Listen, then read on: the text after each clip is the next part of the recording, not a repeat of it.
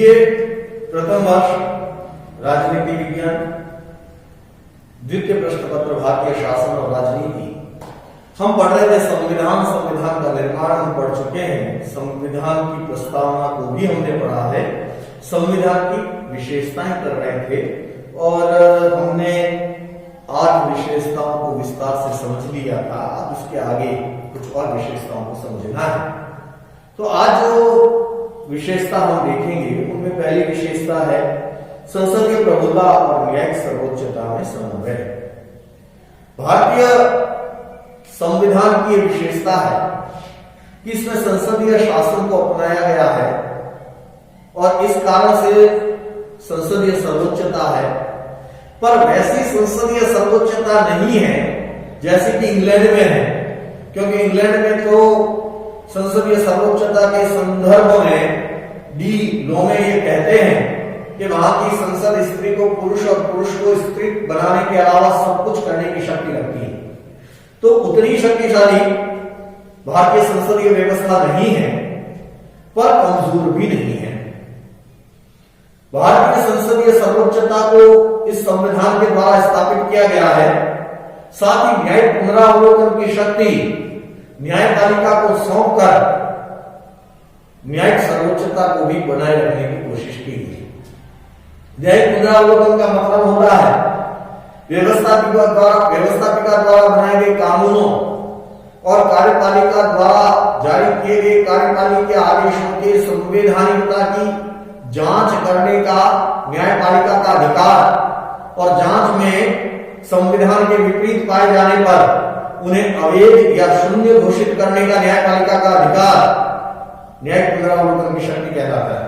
और भारतीय संविधान में संविधान के द्वारा भारतीय न्यायपालिका को उच्च न्यायालय और उच्चतम न्यायालय को न्यायिक पुनरावलोकन की शक्ति सौंपी गई है। तो इस आधार पर हम कह सकते हैं कि भारत में दोनों के बीच का समन्वय स्थापित किया गया है और संविधान को प्रमुखता दी गई है। एक संविधान की विशेषता है मौलिक अधिकार और मूल कर्तव्यों की। संविधान के भाग 3 में अनुच्छेद 12 से 35 के बीच मौलिक अधिकारों से संबंधित उपबंधों का उल्लेख है। मूल संविधान के द्वारा नागरिकों को 7 मूल अधिकार प्रदान किए गए थे। इनमें से संपत्ति का मूल अधिकार 44वें संविधान संशोधन 1979 के द्वारा मूल अधिकारों की सूची से निकालकर उसे कानूनी अधिकार बना दिया गया है। तो वर्तमान में वो मूल अधिकार नहीं है और इस प्रकार से आज की तारीख में 6 मूल अधिकार नागरिकों को प्रदान किए गए हैं। समता का अधिकार, स्वतंत्रता का अधिकार, धार्मिक स्वतंत्रता का अधिकार, शोषण के विरुद्ध अधिकार, शिक्षा और संस्कृति संबंधी अधिकार और संवैधानिक उपचारों का अधिकार। इनके संबंध और बनते हैं। जो मूल अधिकार पढ़ेंगे तो विस्तार से आपको इसमें पता होगा। तो कुल मिलाकर के नागरिकों को 6 मूल अधिकार दिए गए हैं। न केवल अधिकार दिए गए बल्कि उनकी सुरक्षा के लिए संवैधानिक उपचारों का अधिकार दिया गया है, जिसमें बंदी प्रत्यक्षीकरण, परमादेश, प्रतिषेध, उत्प्रेषण, अधिकार पोछा जैसे 5 प्रकार के लेख उच्च और उच्चतम न्यायालय द्वारा जारी किए जा सकते हैं।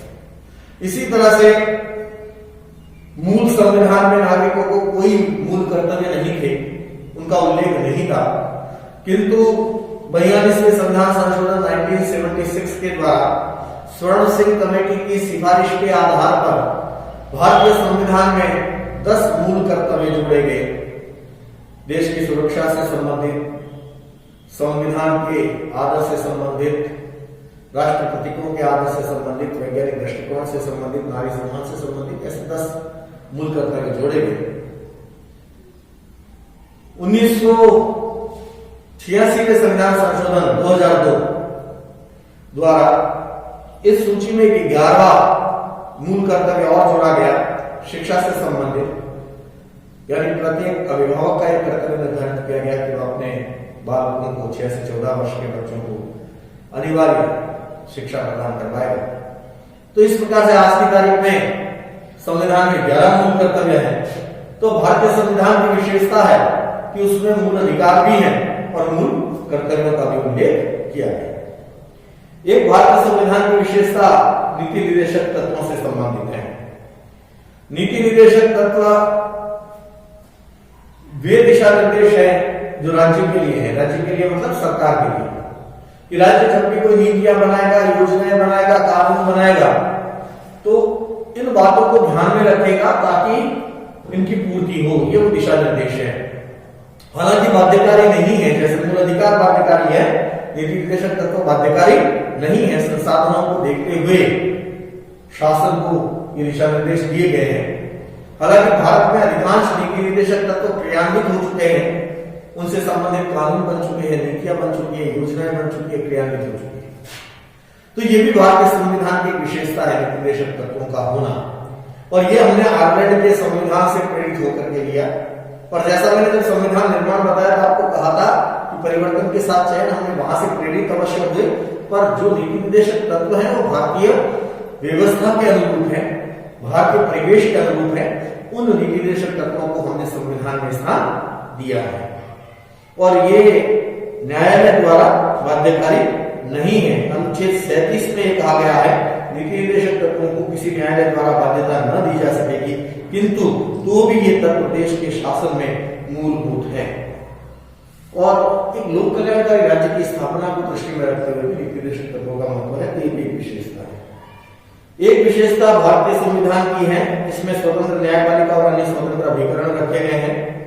न्यायाधीशों की नियुक्ति का तरीका उच्च है, उच्च योग्यताधारी व्यक्तियों को ही न्यायाधीश बनाया जाता है। कॉलेजियम सिस्टम अभी विकसित हुआ है न्यायाधीशों की नियुक्ति के संबंधित, जिसमें सर्वोच्च न्यायालय के मुख्य न्यायाधीश और 4 वरिष्ठतम न्यायाधीश यानी 5 न्यायाधीश एक मत होकर के जब लिखित में प्रधानमंत्री और उसके मंत्रिपरिषद को सलाह देते हैं और वो उससे सहमत होकर के जब राष्ट्रपति को सलाह देते हैं तो राष्ट्रपति न्यायाधीशों की नियुक्ति करते हैं।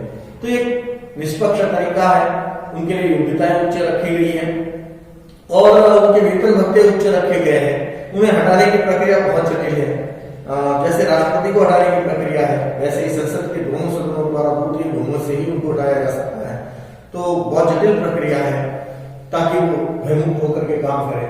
तो एक तरह से भारत के संविधान की विशेषता है कि हमने न्यायपालिका को स्वतंत्र एवं निष्पक्ष रखा है।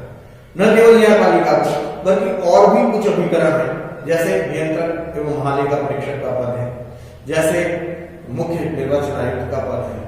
तो ऐसे कुछ पद हैं जो कि महत्वपूर्ण है, उनको हमने स्वतंत्र और निष्पक्ष बनाने की कोशिश संविधान के द्वारा की है। संघ लोक सेवा आयोग है, उसके अध्यक्ष, उसके सदस्य हैं। तो ये कोशिश इस संविधान के द्वारा की गई है। फिर सांप्रदायिक प्रतिनिधित्व का अंत और वयस्क मताधिकार का प्रारंभ। हम ये जानते हैं कि जब ब्रिटिश शासनकाल में 1909 में भारत में मतदान की कोशिश की गई थी, तो 1909 में सबसे पहले सांप्रदायिक निर्वाचन प्रणाली को अपनाया गया। सांप्रदायिक निर्वाचन प्रणाली वह निर्वाचन प्रणाली होती है जिसमें स्थान विशेष वर्ग विशेष के लिए आरक्षित होता है और वहां से उसी वर्ग का व्यक्ति खड़ा होगा और उसे वोट भी उसी वर्ग के व्यक्ति देंगे। तो ऐसे में फूट डालने वाली स्थिति होती है।